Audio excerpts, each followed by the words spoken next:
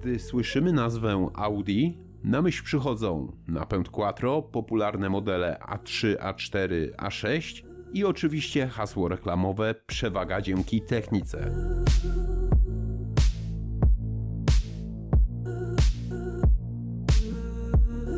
Jednak w tej gamie od zawsze istniał model, który zdecydowanie się wyróżniał. Mowa o Audi R8.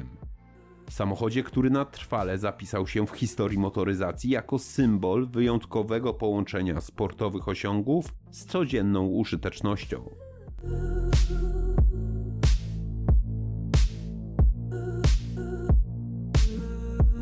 Ale czy zastanawialiście się kiedyś, jaka była geneza powstania tego super samochodu? Skąd wziął się pomysł, aby Audi, znane raczej z eleganckich sedanów i SUV-ów, stworzyło tak ekstremalny pojazd?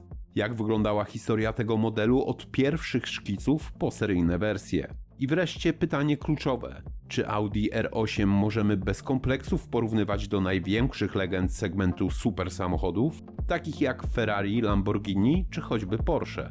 Czy model ten okazał się sukcesem dla Audi, czy raczej pozostał ekskluzywnym, choć bardzo kosztownym eksperymentem? W dzisiejszym materiale postaram się odpowiedzieć na te wszystkie pytania. Przyjrzymy się dokładnie historii Audi R8, jego technicznym szczegółom, sukcesom na rynku oraz temu, jak ten niezwykły samochód postrzegany jest dziś przez fanów i ekspertów motoryzacyjnych. Zainteresowani? No to jedziemy.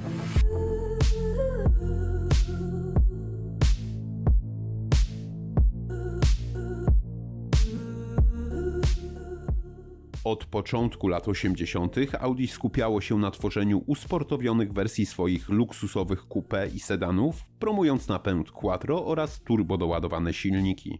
Pomimo bogatej historii w sportach motorowych, obejmującej spektakularne sukcesy zarówno w rajdach, jak i wyścigach długodystansowych, Audi przez długi czas trzymało się z dala od produkcji pełnoprawnego samochodu sportowego. W 1991 roku zaprezentowano jednak dwa koncepty, które można uznać za przejaw pierwszych chęci stworzenia czegoś więcej.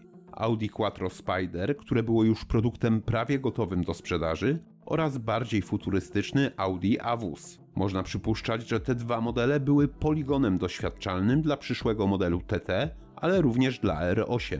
Prawdziwy przełom przyszedł na początku XXI wieku. Audi zaczęło realnie zbliżać się do segmentu super samochodów. Impulsem była trwająca dominacja marki w Le Mans oraz niedawne przejęcie Lamborghini przez grupę Volkswagena. W 1999 roku Audi zainicjowało swój legendarny program wyścigowy w Le Mans, wprowadzając sportowy prototyp klasy LMP900. Pierwszym samochodem tego programu był wyścigowy model o nazwie R8. Już rok później R8 odnosi zwycięstwo w 24-godzinnym wyścigu Le Mans, a następnie powtórzył ten sukces w latach 2001, 2002, 2004 i 2005, stając się najbardziej utytułowanym prototypem Le Mans w nowożytnej historii wyścigów. Równolegle R8 dominował również w 12-godzinnym wyścigu Sebring w Stanach Zjednoczonych, wygrywając nieprzerywalnie od 2000 do 2005 roku. Te imponujące osiągnięcia nie tylko ugruntowały pozycję Audi jako potęgi w wyścigach długodystansowych, ale także otworzyły drogę do stworzenia pierwszego w historii marki super samochodu dopuszczonego do ruchu. Audi Le Mans Quattro było pierwszym realnym zwiastunem przyszłego seryjnego super samochodu. Po raz pierwszy zaprezentowane na Międzynarodowym Salonie Samochodowym we Frankfurcie w 2003 roku. Dyrektor techniczny projektu Bernard Woll podkreślał, że ten koncept został zaprojektowany jako wysoko wydajny samochód sportowy do codziennego użytku, bez kompromisów w zakresie komfortu i funkcjonalności. Za projekt nadwozia odpowiadał Frank Lamberty, który do dziś tworzy dla Audi dynamiczne i charakterystyczne linie. Opisując założenie Le Mans Quattro powiedział: chcieliśmy auta, którym można pobić rekord na torze, a potem zaparkować bez stresu przed salonem fryzjerskim. To było dla nas wyzwanie. Techniczną bazą Le Mans Quattro było Lamborghini Gallardo, co zapewniło solidne podstawy dla osiągów. Samochód wyróżniał się na tle ówczesnych konceptów kilkoma przełomowymi rozwiązaniami. pełnymi reflektorami w technologii LED, karbonową ramą Audi Space Frame, cyfrowym zestawem wskaźników oraz adaptacyjnym zawieszeniem Audi Magnetic Ride. Sercem auta był podwójnie doładowany silnik V10 o pojemności 5 litrów z bezpośrednim wtryskiem paliwa. Generował 610 koni mechanicznych i 750 Nm momentu obrotowego, czyniąc z Le Mans Quattro maszynę nie tylko futurystyczną, ale i bezkompromisowo mocną. W 2006 roku na Paris Motor Show zaprezentowano model, który niemal wiernie odzwierciedlał stylistykę koncepcyjnego Le Mans Quattro. Samochód nosił nazwę R8 na cześć wspomnianego wcześniej niezwykle udanego prototypu wyścigowego Audi. Zapierający dech w piersiach design, kuszący dźwięk silnika i dynamika jazdy, jakiej nie oferowało żadne inne Audi dopuszczone do ruchu drogowego. R8 było prawdziwą rewolucją, zarówno na rynku niemieckim, jak i światowym. To pierwszy w historii marki supersamochód z centralnie umieszczonym silnikiem, przełamujący dotychczasowe granice, do jakich Audi przyzwyczaiło swoich klientów.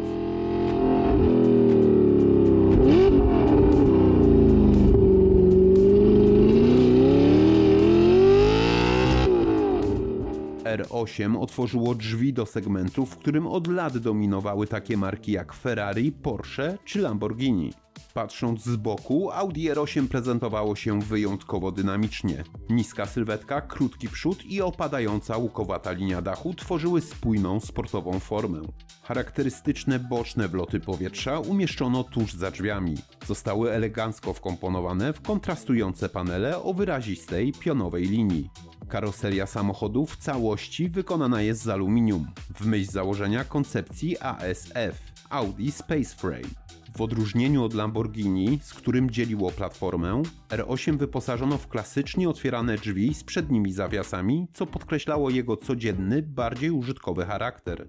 Z tyłu uwagę przyciągał zestaw poziomych otworów wentylacyjnych umieszczonych po bokach tylnego pasa, a pod nim 4 symetrycznie rozmieszczone końcówki wydechów, po 2 z każdej strony, dodając całości agresywnego akcentu. Audi R8 było pierwszym seryjnie produkowanym samochodem wyposażonym w pełne oświetlenie LED, które nie tylko prezentowało się nowocześnie, ale również było bardziej energooszczędne i trwałe niż stosowane dotąd reflektory ksenonowe. Wnętrze wyróżniało się sportowym charakterem i wysoką jakością wykonania. Kabinę zdominowały profilowane fotele oddzielone masywną konsolą środkową, na której umieszczono uchwyty na kubki, klasyczny hamulec ręczny oraz dźwignię zmiany biegów. Natomiast przed oczami kierowcy znajdował się charakterystyczny zestaw wskaźników w stylu lornetki, gdzie duże tarcze prędkościomierza i obrotomierza otaczały centralny wyświetlacz komputera pokładowego. Na konsoli środkowej, tuż pod nawiewami, zamontowano ekran systemu multimedialnego, który obsługiwał funkcje informacyjno-rozrywkowe oraz ustawienia pojazdu. Kabina była dwuosobowa, a za fotelami R8 pracował centralnie umieszczony silnik V8 FSI o pojemności 4,2 litra, mocy 420 koni mechanicznych. Jednostka była blisko spokrewniona z silnikiem znanym z Audi RS4 B7, z tą różnicą, że w R8 zastosowano smarowanie z suchą miską olejową. Rozwiązanie zaczerpnięte ze sportów motorowych, pozwalające na stabilne smarowanie nawet przy bardzo wysokich przeciążeniach bocznych. Silnik osiągał do 8000 obrotów na minutę i współpracował z 6-biegową manualną skrzynią biegów, oferującą klasyczne mechaniczne wrażenia z jazdy. Opcjonalnie dostępna była 6-biegowa przekładnia automatyczna R-Tronic. Moc przenoszona była na wszystkie 4 koła za pośrednictwem systemu Quattro z maksymalnie 30% momentu obrotowego kierowanego na przednią oś, co zapewniało znakomitą trakcję bez utraty sportowego charakteru. Przyspieszenie do 100 km na godzinę trwało 4,6 sekundy, a prędkość maksymalna wynosiła 301 km na godzinę. Choć pierwsza generacja R8 z silnikiem V8 była odważnym projektem o ogromnym potencjale, Audi szybko zdało sobie sprawę, że potrzebuje czegoś więcej, by realnie konkurować z największymi graczami w świecie super samochodów, takimi jak Ferrari czy Lamborghini. Jednocześnie automatyczna skrzynia biegów spotkała się z szeroką krytyką. Zarzucano jej ospałą reakcję, która tłumiła emocje płynące z jazdy i nie oddawała pełni możliwości dynamicznego silnika V8. Dlatego w grudniu 2008 roku ofertę Audi R8 rozszerzono o wersję z silnikiem V10. Wolno ssącą jednostkę o pojemności 5,2 litra w układzie V, opracowaną wspólnie z Lamborghini.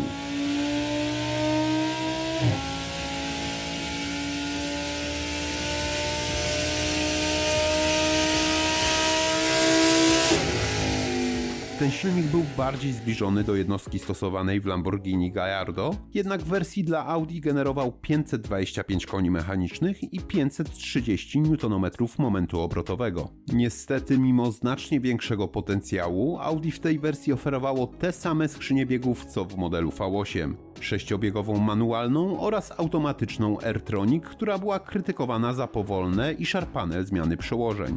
W efekcie większość klientów wybierała wersję z klasyczną skrzynią manualną, która lepiej pasowała do charakteru auta. R8 z V10 przyspieszało w zaledwie 3,8 sekundy do pierwszej setki, a prędkość maksymalna wynosiła 316 km/h.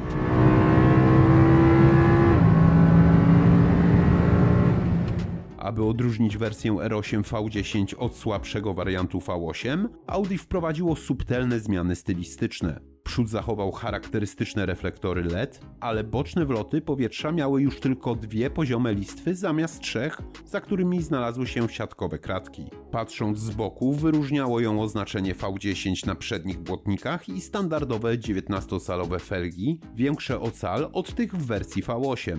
Sylwetka i przeszklenie pozostało niezmienione, co zachowało charakterystyczny wygląd R8.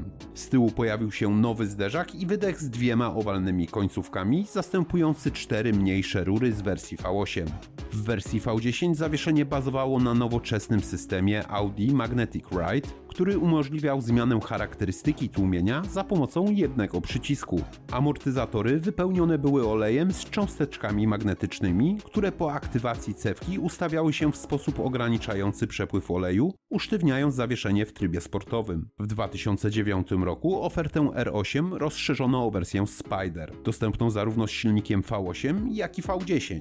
Rok później jednostka V8 została wzmocniona do 430 koni mechanicznych, a gama została uzupełniona o wersję R8 GT z silnikiem V10 o mocy 560 koni mechanicznych. Najmocniejszy wariant pierwszej generacji R8 przed liftingiem. Wspomniany lifting nadszedł w 2012 roku. Przeprojektowano przedni zderzak, dodano nowy grill, a reflektory wraz ze światłami do jazdy dziennej otrzymały nową formę i pełną technologię LED. Delikatnie zmieniono również tylne lampy, a okrągłe końcówki wydechu zintegrowano z nowym tylnym dyfuzorem. Największą i najbardziej docenianą zmianą była jednak nowa, 7-biegowa dwusprzęgłowa skrzynia biegów S-Tronic, która zastąpiła dotychczasową zautomatyzowaną przekładnię R-Tronic. Nowa skrzynia całkowicie odmieniła charakter samochodu. Poprawiła osiągi, płynność jazdy i komfort prowadzenia, czyniąc R8 jeszcze bardziej wszechstronnym supersamochodem. Wszystkie egzemplarze pierwszej generacji R8 powstały niemal ręcznie w specjalnie wybudowanym zakładzie Bollingerhofe. Obieg został stworzony od podstaw z myślą o produkcji pierwszego w historii Audi drogowego supersamochodu.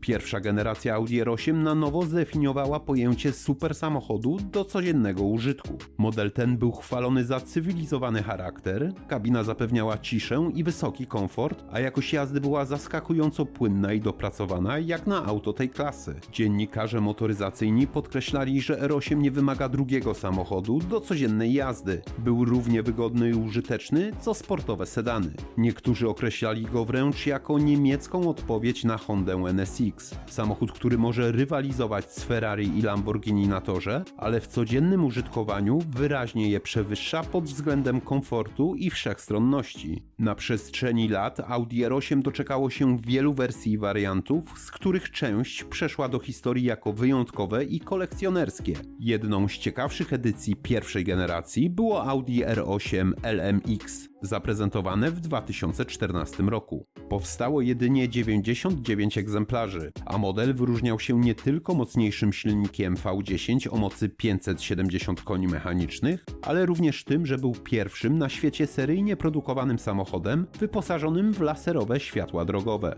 Nie sposób też pominąć fascynującej koncepcji R8 V12 TDI. Był to projekt turbodoładowanego diesla z silnikiem V12 opracowany na fali sukcesów Audi w Le Mans, gdzie model R10 TDI udowodnił, że technologia wysokoprężna może zwyciężać w wyścigach długodystansowych. Koncepcyjna jednostka generowała 500 koni mechanicznych i aż 1000 Nm momentu obrotowego, co pozwalało na przyspieszenie od 0 do 100 km na godzinę w około 4 sekundy przy średnim zużyciu paliwa poniżej 10 litrów na 100 km.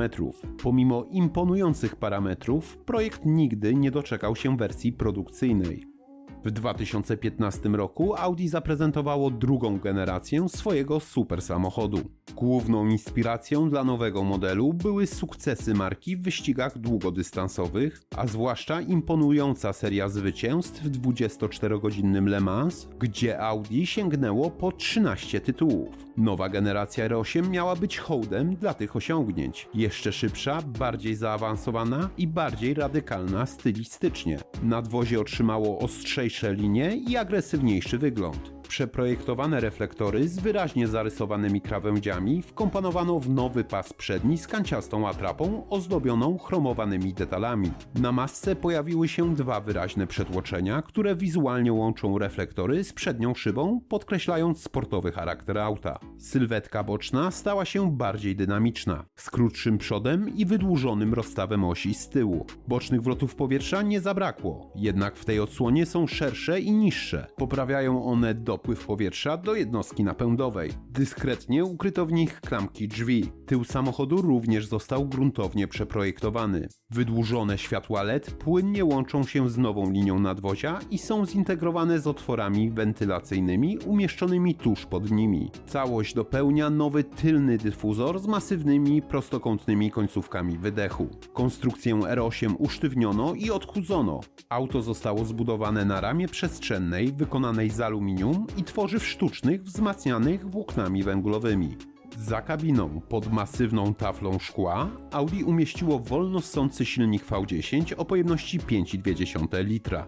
Zmodernizowana jednostka spełniała rygorystyczne normy emisji spalin Euro 6 obowiązujące w Europie, a jednocześnie oferowała więcej mocy niż jej poprzednik. W wersji standardowej silnik generował 540 koni mechanicznych, a napęd przekazywany był na wszystkie koła za pośrednictwem 7-biegowej dwusprzęgłowej skrzyni. Dla bardziej wymagających klientów Audi przygotowało także wersję V10 Plus, która rozwijała 610 koni mechanicznych, oferując osiągi zarezerwowane dotąd dla topowych supersamochodów. R8 z tym silnikiem przyspieszała od 0 do 100 km na godzinę w 3,2 sekundy, a jej prędkość maksymalna wynosiła 330 km na godzinę. Auto było piekielnie szybkie.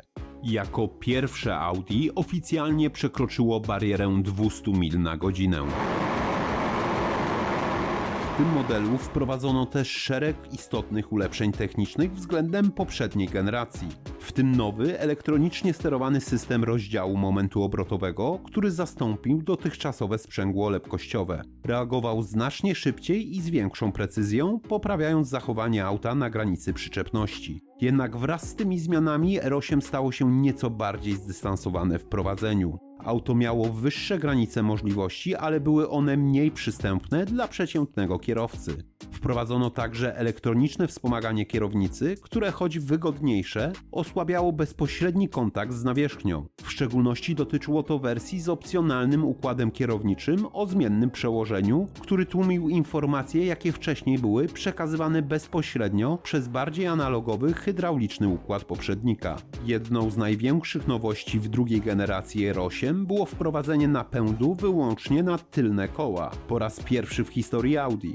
Model R8 V10 RWS był nie tylko lżejszy od wersji Quattro, ale też bardziej purystyczny w prowadzeniu, skierowany do entuzjastów sportowej jazdy. Po faceliftingu w 2019 roku gama została odświeżona. Standardowa wersja z silnikiem V10 osiągała 570 koni mechanicznych, natomiast topowy wariant R8 V10 Performance Quattro został wzmocniony do 620 koni mechanicznych. Klienci mogli teraz wybierać pomiędzy napędem na 4 lub tylko na tylne koła, zależnie od preferowanego charakteru jazdy. Jednak prawdziwym ukłonem w stronę torowej jazdy był limitowany do 333 egzemplarzy model R8 V10 GT RWD. To najbardziej ekstremalna wersja z napędem na tylną oś, wyposażona w dodatkowe elementy aerodynamiczne, przedni splitter i duże tylne skrzydło. Z mocą 620 koni mechanicznych R8 V10 GT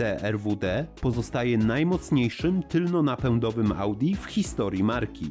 Tempo rozwoju w segmencie super samochodów sprawiło, że osiągi R8 w wersji RWD można dziś uznać niemal za motoryzacyjne arcydzieło. Model ten korzysta z pasywnych amortyzatorów zamiast aktywnego zawieszenia. Moc trafia wyłącznie na tylne koła poprzez klasyczny mechanizm różnicowy o ograniczonym poślizgu, a nie układ sterowany elektronicznie. Zamiast karbonowo-ceramicznych tarcz zastosowano tradycyjne hamulce żeliwne. To wszystko przypomina, że technologia, choć imponująca, nie zawsze przekłada się na emocje. R8 nie potrzebuje niczego więcej niż wolno ssącego silnika V10, by dostarczyć wrażeń absolutnie wyjątkowych.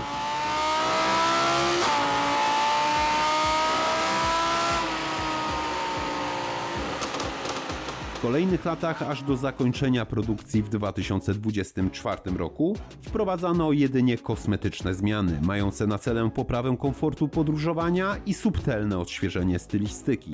Ostatni egzemplarz R8, jaki opuścił linię produkcyjną, to wersja Performance Quattro Edition o mocy 612 koni mechanicznych. Wykończona jest lakierem Vegas Yellow z 20-calowymi brązowymi felgami i zewnętrznym pakietem karbonowym. Ten konkretny samochód nie trafi jednak do klienta. Został przekazany do Audi Tradition, gdzie znajdzie swoje miejsce w muzealnej kolekcji marki. Audi R8 bez wątpienia zasługuje też na miejsce wśród legend segmentu super samochodów. Choć marka Audi nie była wcześniej kojarzona z tego typu konstrukcjami, R8 udowodniło, że super samochód może być jednocześnie szybki, użyteczny i dopracowany w codziennym użytkowaniu. Coś, czego nie zawsze oferowały Ferrari, Lamborghini czy choćby Porsche. Technicznie model rozwijał się z generacji na generację, od ręcznie składanych egzemplarzy z wolnossącym V8 i klasycznym Quattro, po brutalne 620-konne wersje Performance, wyznaczające granice osiągów przy zachowaniu niemieckiej solidności. Audi R8 jako pierwszy drogowy model marki z centralnie umieszczonym silnikiem przełamało wizerunkowe ograniczenia i na wiele lat ugruntowało pozycję Audi w świecie super samochodów. To nie był kosztowny eksperyment, to był strategiczny sukces, zarówno wizerunkowy, jak i technologiczny. R8 nie tylko potrafiło konkurować z Ferrari czy Lamborghini. W niektórych aspektach takich jak komfort, jakość wykonania czy codzienna praktyczność potrafiło je wręcz przewyższyć. Mimo to dostrzegam pewien kompleks Audi wśród ludzi, których stać na auta tego kalibru. Wielu z nich zniechęca samo logo na masce. Poza podobne pieniądze woleliby widzieć konia, byka albo trójząb. I jest to zrozumiałe, w końcu nie każdy chce mieć super samochód do wszystkiego. R8 było zbyt rozsądne, zbyt kompletne. Dla niektórych aż za bardzo, ale dla tych, którzy potrafili to docenić, stało się jedną z najbardziej wyważonych i wyjątkowych konstrukcji w historii motoryzacji. Dziękuję, że dotrwałeś do końca materiału, to naprawdę wiele znaczy. A co ty myślisz o R8? Koniecznie napisz w komentarzu. Zostaw też łapkę w górę, jeśli doceniasz takie treści. To pomaga rozwijać kanał i docierać do kolejnych pasjonatów motoryzacji. Dzięki i do usłyszenia. Cześć!